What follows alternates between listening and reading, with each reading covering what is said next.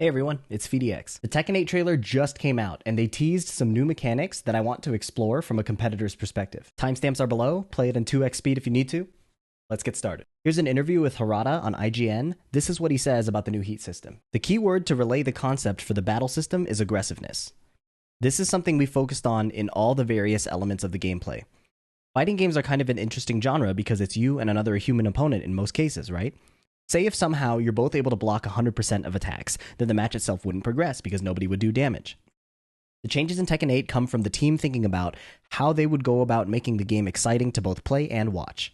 We felt that the person attacking should be really enjoying the gameplay and enjoying themselves, and to feel like they're at advantage and they have a better chance to win if they go on the offensive rather than turtling up. One other thing the trailer introduces is the new heat system, which is meant to enhance and articulate aggressive, and how that's exactly going to be implemented into the gameplay. I'm going to pull up the trailer here and we'll take a quick look. So you can see that Lars does a forward left kick here, or in Tekken we call it forward 3, and then he cancels into this running animation.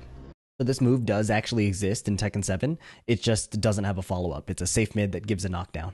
But looking at the Tekken 8 trailer, it looks like the recovery of the heat cancel gives him enough time to convert into a full combo. You can see it picks him up here.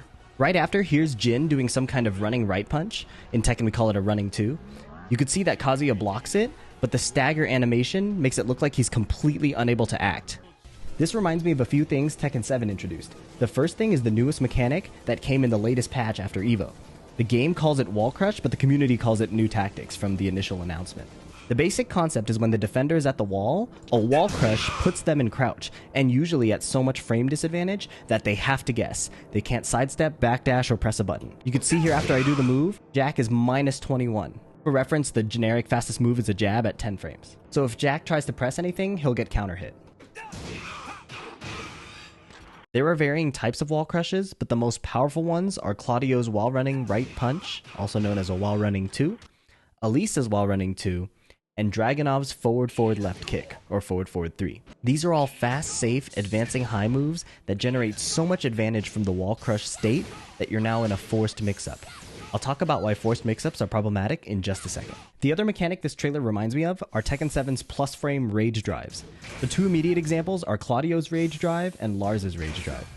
Claudio's is a safe mid-mid string that cancels into a forward dash. He has big frame advantage after, +7 if you're a curious nerd like me. So not only is it a free launch attempt for Claudio, but the defender has to guess a mix-up right after. Lars's rage drive is similar, except that he's forced into a stance and doesn't have all of his offensive options, but you're still at so much of a disadvantage that he can't be interrupted, he can't be moved around, and you have to just guess the mix-up. Lars's rage drive can even lead into a wall crush, so if you get hit, you have to guess again. So why is this trend of mechanic concerning? In the past, Tekken was heavily built on the idea of earning your mix-up.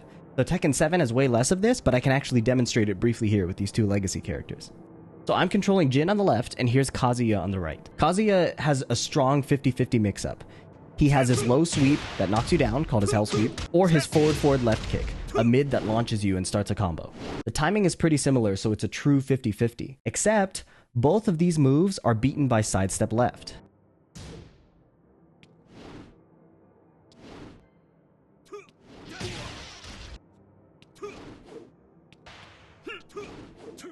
So if you have a read that Kazuya is going for a mix-up between these two moves, you don't have to guess. Tekken lets you sidestep to beat both. So in high-level Tekken, an obvious Kazuya mix-up will lead to an easy sidestep left launch. How does Kazuya counter this? Well, a sidestep is only evasive for a brief window. You can check out this video for an in-depth dive on the mechanics. So if Kazuya delays his attack and dashes again, his next attack will catch that sidestep. Notice how I'm sidestepping when he dashes up into me, but because he delays his attack, it ends up following me. In other words, delaying your attack realigns that attack.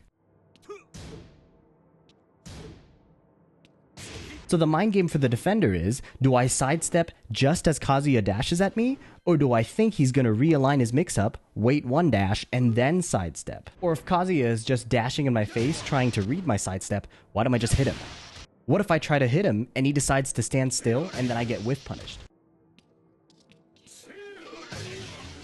And this is just for one 50-50 mix-up. This kind of option countering rapidly changes depending on the spacings of each character. Because each character's threats change depending on the spacing they're at, you have to know specific sidesteps for specific moves at specific timings depending on the spacing you are at versus that one character. This is the beauty of earning your mix-up in Tekken. Old Tekkens heavily rewarded a deep understanding of what options your opponent wanted to cover, and then punishing them for those specifically. This is why you see old high-level Korean gameplay showing mostly forward dashes and sidesteps. Players are threatening mix-ups with their forward movement and seeing how the defender is stepping or swinging. That tells the attacker what options the defender is looking for, and gives information on timing and strategy, assuming you know your options and the opponent's. So for example, if I know that you're trying to sidestep my mix-up, I might just dash in and see what you do. If you sidestep again, I know you're looking for that mix-up specifically, so I can choose something else that'll hit you. It's no longer just reading attacks, but also reading movement patterns and defensive patterns to get in your opponent's head. All of this is built on a flexible neutral game where you have all of your movement options available to counter multiple attack options. But the counter is if you're wrong and get red, you can get hit. If you try to press your way out of this movement-based game, you can whiff or get counter-hit and lose a ton of HP. So in these new forced mixed-up situations, the defender loses access to sidesteps or button challenges.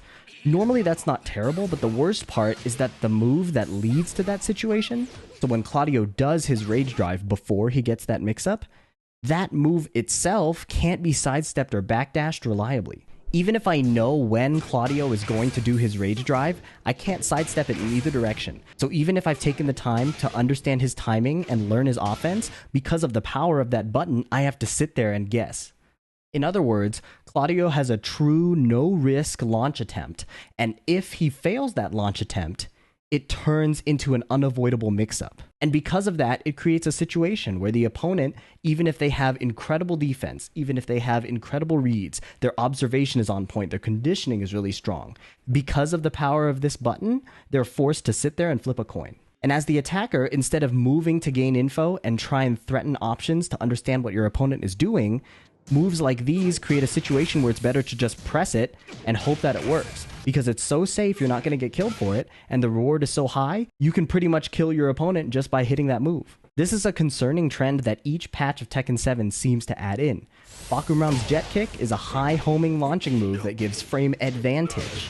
Noctis's Shadow Scissors is a safe, mid, unparryable, evasive, advancing counter-hit launcher. The risks of these moves are either non-existent or require a super hard read from the defender, and that's way less interesting than rewarding skillful decision-making from the defender, skillful observation to understand what the opponent's attack patterns are. The new heat system looks like an extension of this design philosophy, where if you're going to beat it, it either has to be a super hard read, or you're just going to have to sit there and guess a mix-up after. In total, this would just reduce the amount of interaction in games. If you saw the EVO Grand Final between Nii and Khan, you'll notice that Nii is mostly backdashing and jabbing. And the reason is, it's simply too risky to try to impose an offense on Geese.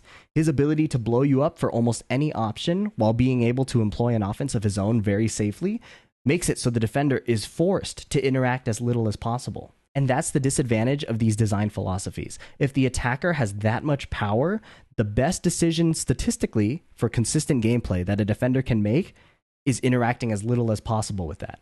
Now, to be fair, we don't know if Tekken 8 will improve the movement system in order to mitigate this, but based on the trailer, it looks like more characters are gaining access to this kind of low-risk offensive pressure. One of Tekken's cornerstones was giving the defender agency if they learn the proper sidestep timings, make tight observations, and execute their reads cleanly.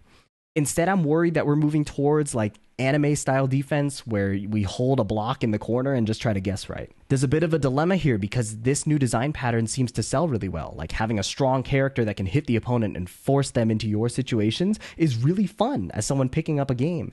But I'm of the belief that the competitive scene really drives hype and sustains a game throughout its life. Look at Super Smash Bros. Melee, look at League of Legends. Like having a strong esport competitive scene where the highest level of play is interesting, deep, and really captivating seems to be really core to keeping a game alive. And I'm worried that this new offensive, aggressive focus that the developers are talking about in interviews is going to be detrimental in the long run to the depth of Tekken and to keeping it alive in the long term. That said, Tekken 7 sold and is continuing to sell really well, so I'm not really a business person, I just play the game. Anyways, let me know what you thought in the comments. Hopefully this video was exciting and interesting.